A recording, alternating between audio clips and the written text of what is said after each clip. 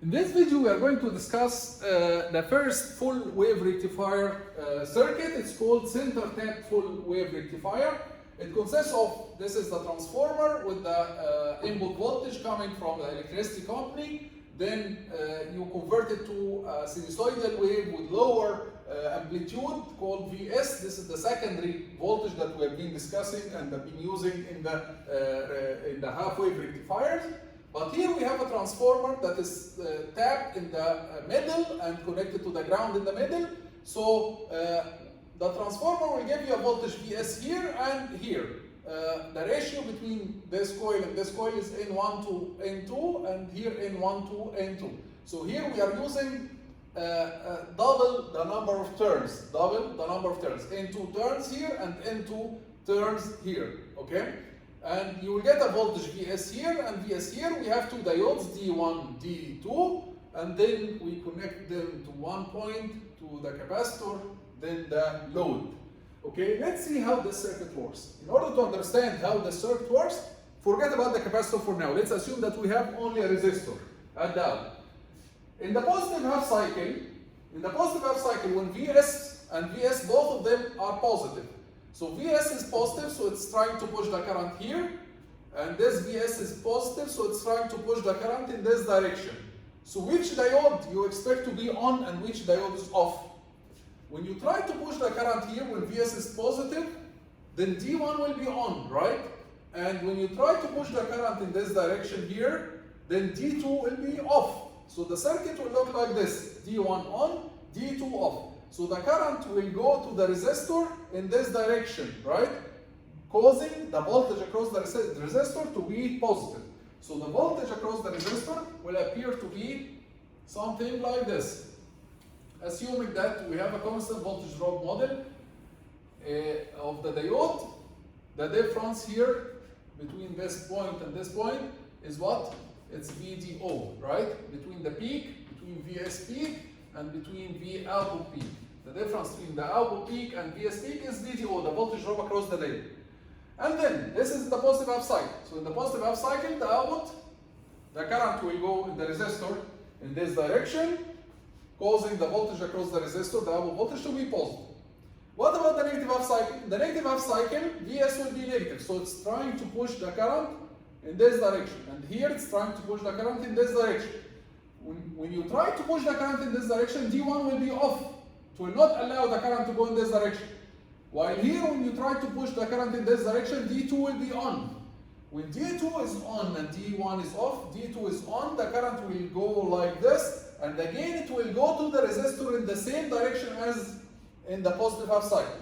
So in both half cycles, in the positive half cycle and in the negative half cycle, the current will go to the resistor in the same direction, causing the voltage across the resistor to be in the same direction for both half cycles. So even in the negative half cycle here, the voltage across the resistor, the current will go to the resistor, and the voltage across the resistor will appear the same as the positive half cycle, as the previous half cycle. For the next half cycle, it will appear like this, next half cycle it will appear like this, and so on. So this is the voltage, the output voltage, in case that you have a resistor only. So in case that you have a resistor only, the output voltage will look like this. Full wave rectification. Why do we call it full wave rectification? Because the positive half cycle will pass, the negative half cycle will pass, but in the positive side. So it's rectified to the positive side. So both halves will be rectified and they will pass to the out. Compare this to the half wave rectifier when only the positive half passed and the negative half didn't pass, it was zero, right? Here both halves they pass, that's why we call it full wave rectifier. This is the output, this is the output if you have resistor on. Now let's add the capacitor. What happens when you add the capacitor? This is the output if you have a resistor on. If you add the capacitor is going to charge up to here, and then once the output tries to decrease, it will, the diode will be off, and then the capacitor is going to discharge in the resistor up to here, then it will charge again, then it will discharge, charge again, discharge, and this will be the output voltage if you add a capacitor. So the output voltage when you add a capacitor will be very similar to the output voltage that we obtained with the half-wave rectifier. With RC load. However, in the half-wave rectifier, we didn't have this negative half cycle, or we didn't have this in the middle. We used to have only the positive half cycle and the next positive half cycle. And the capacitor used to discharge for all this distance. Now the capacitor is going to discharge only for half of the cycle.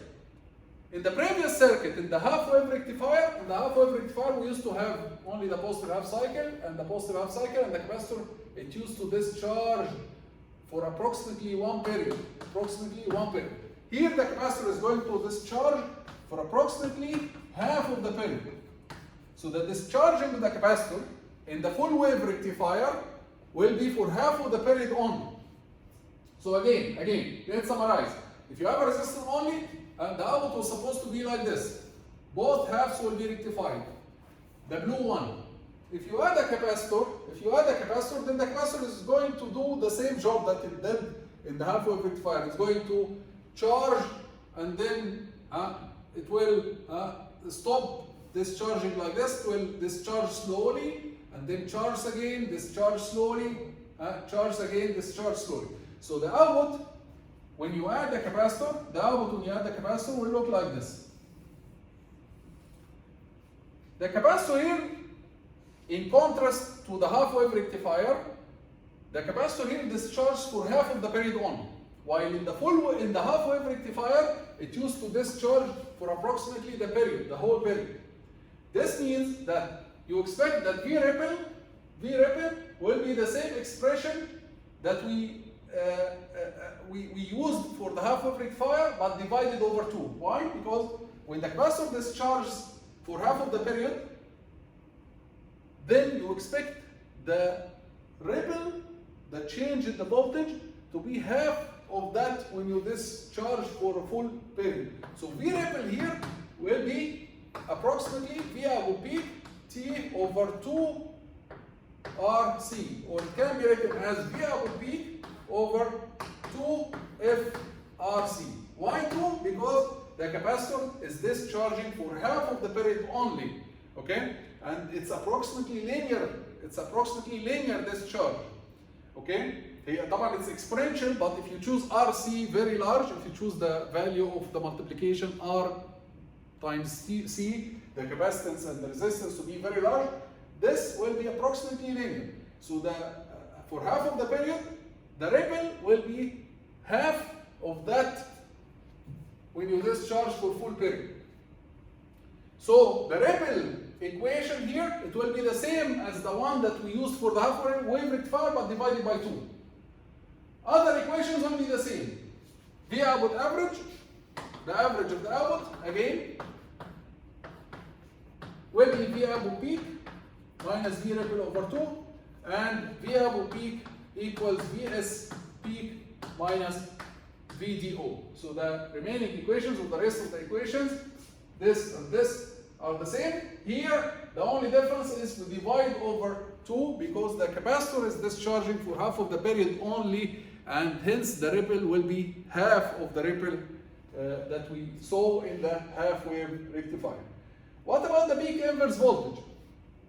The peak inverse voltage, again, if you look at, for example, in this case, this diode is off, so there is a reverse voltage on it.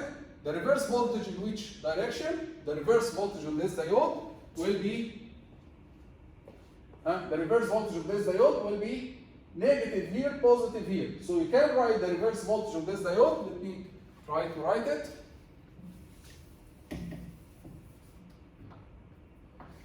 So this is the diode. Originally it was like this.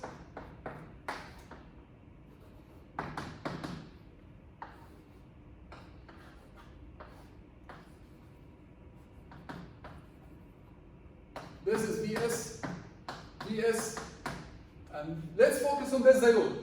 In this diode, the reverse voltage will be, if the current, the reverse current goes there. So this is Vx, the reverse voltage, because this is the diode voltage. This is the diode voltage. This is the reverse voltage, right? So again, it's very similar to the half-wave rectifier. This is the reverse voltage of the diode, Vx. The reverse voltage of the diode, Vx, equals what? It's Vs. This is V out, right? V out. So Vx will be V output minus Vs. This is the inverse voltage or the reverse voltage of the diode. What's the peak of this? The peak of this, the peak inverse voltage will be V output peak. The peak of this minus Vs minimum, which will give you exactly the same equation that we obtained in the previous circuit. V output peak, it's basically, V output peak is basically equal to Vs peak minus VDO minus Vs minimum. What's the minimum of Vs? What's the minimum of Vs? It's minus Vs peak. So this will give you the peak inverse voltage to be 2 Vs peak minus VDO. So the peak inverse voltage here is the same as the peak inverse voltage of the half-wave rectifier with RC circuit. Same if you test the other diode. In this case, you will find that you can get exactly the same expression for the peak inverse voltage. Okay, so this is called full wave rectifier with center tap transformer. Full wave rectifier with center tap transformer. The next video we'll see another full wave rectifier circuit. See you in the next video.